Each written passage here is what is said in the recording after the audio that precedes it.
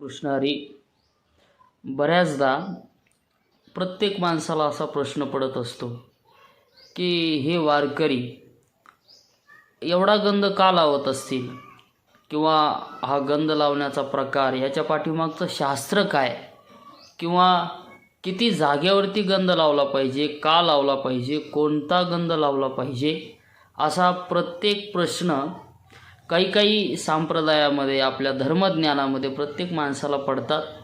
भाविकही असू द्या, ज्याची भक्तीमध्ये श्रद्धा आहे किंवा भक्ती करत असताना भक्तीचा एक विशेष ठिकाण किंवा विशेष प्रकार म्हटलं तरी हरकत नाही, तो म्हणजे गंधाचा आहे. तो एक घटक आहे.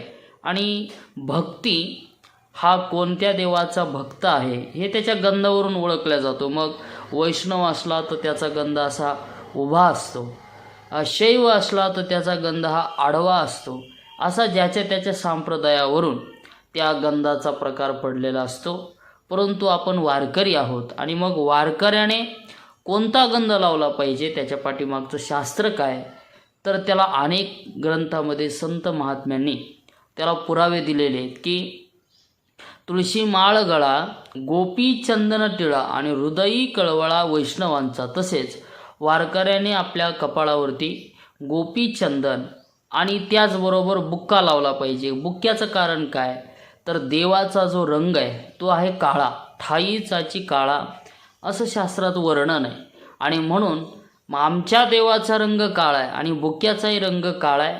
तसंच अतिप्रिय आवडे तुळशी बुक्का, तैशीच प्रीती करी भोळ्या भाविका. महाराज म्हणतात देवाला सगळ्यात जास्त बुक्का आवडतो, आणि बुक्का हा तुळशीपासून तयार झालेला आहे. त्यानंतर गोपीचंदन, चंदन म्हणजे जो शीतलता देणारा असतो, आणि कपाळावरती जो गंध मिश्रित करून लावला जातो पांढरा, तो म्हणजे गोपींच्या चरणाखालची जी माती आहे ती माती माझ्या भगवान परमात्म्याला अतिशय प्रिय आहे. देव इच्छी रज चरणीची माती आणि धावत चालती मागे मागे. आणि म्हणून ती गोपीचंदन आणि बुक्का. तसंच शास्त्रामध्ये वैष्णवाला 12 ठिकाणी गंध लावण्यासाठी सांगितलेलं आहे. म्हणजे भगवान परमात्म्याचा ज्या ज्या अवयवामध्ये वास आहे त्या त्या अवयवामध्ये भगवान परमात्मा राहत असतो, आणि म्हणून त्या त्या अवयवात गंध आपण लावले पाहिजेत. काय शास्त्र आहे, तर महाराज सांगतात पहिल्यांदा आपल्या कपाळावरती आपण गंध लावतो. परंतु कपाळावरती कोणती देवता वास करते, तर शास्त्र असं सांगतं लल्लाटे केशवम.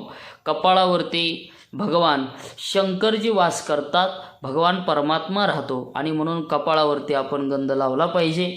त्यानंतर कंठे श्री पुरुषोत्तमम, इथं जो कंठ आहे या कंठामध्ये सुद्धा आपण गंध लावला पाहिजे, कारण कंठात भगवान पुरुषोत्तम वास करतात. त्यानंतर जो अवयव आहे आपला नाभी, या नाभीमध्ये शास्त्र असं सांगतं नाभो नारायणम, नाभीमध्ये भगवान नारायण वास करतात, आणि म्हणून नाभीमध्ये 3ऱ्या क्रमांकाचा आपण गंध लावला पाहिजे. त्यानंतर हृदय, हृदयामध्ये भगवान वैकुंठ वास करतात, आणि म्हणून वैकुंठ हा 4थं ठिकाण आहे. त्यानंतर आपल्या जो पोट आहे, पोटाची डावी बाजू, या डाव्या बाजूमध्ये दामोदरम वाम पार्श्वे, डाव्या बाजूला दामोदर नावाचे भगवान वास करतात. त्याचबरोबर पोटाची जी उजवी बाजू आहे त्या उजव्या बाजूला त्रिविक्रमम मूर दक्षिणेच त्रिविक्रमम, डाव्या बाजूला त्रिविक्रम नावाचे भगवान परमात्मा वास करतात.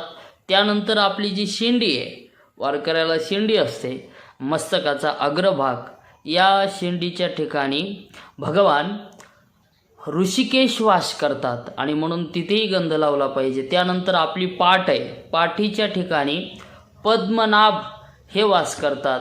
डावा कान आहे, डाव्या कानाला भगवान यमुना मैया त्या डाव्या कानामध्ये स्थित आहे, म्हणून तिथे गंध लावावा. त्यानंतर उजवा कान, उजव्या कानाला गंगा ती वाहते. त्यानंतर डावा दंड, डाव्या दंडाला कृष्ण आणि उजव्या दंडाला हरी, असे भगवान परमात्मा 12 ठिकाणी आपल्या अवयवामध्ये वास करतात. आणि म्हणून आपण 12 द्वादश भगवानचं शास्त्र फार सुंदर आहे बघा. द्वादशेतानी नामानी कर्तव्ये तिलकम पठेत सर्व पाप विशुद्धात्मा विष्णू लोकम स गच्छती. आणि म्हणून शास्त्र असं सांगतं की जी व्यक्ती 12 ठिकाणी गंध लावते त्याला भगवान परमात्मा आपल्या जवळ स्थान देतो. आणि म्हणून गंध हे आपल्या हिंदुत्वाचं, आपल्या धर्माचं, आपल्या संप्रदायाचं प्रतीक आहे. ते प्रत्येकाने जपलं पाहिजे. तसंच ज्यांच्या घरामध्ये पूर्वानुपार चलत आलेली परंपरा आहे वारकरी संप्रदायाची, ते अशा मुद्राही लावतात. त्याचं कारण असं की ज्ञानोबराय म्हणतात, परी तुझा मुद्रांकित. या मुद्रावरून भगवान परमात्म्याला असं दाखवलं जातं की देवा, आम्ही तुझे मुद्रांकित आहोत आणि तुझे म्हणून वावरतो. याच्याकरता गंधाचा महिमा आगाध आहे. प्रत्येकाने आपल्या कपाळावरती तसंच द्वादशेतानी 12 ठिकाणी गंध नक्कीच लावण्याचा प्रयत्न केला पाहिजे. आणि मग भगवान परमात्म्याची ही एक चिन्हित खूण आहे आणि देव आपल्यावरती नक्कीच कृपा केल्याशिवाय राहत नाही. रामकृष्ण.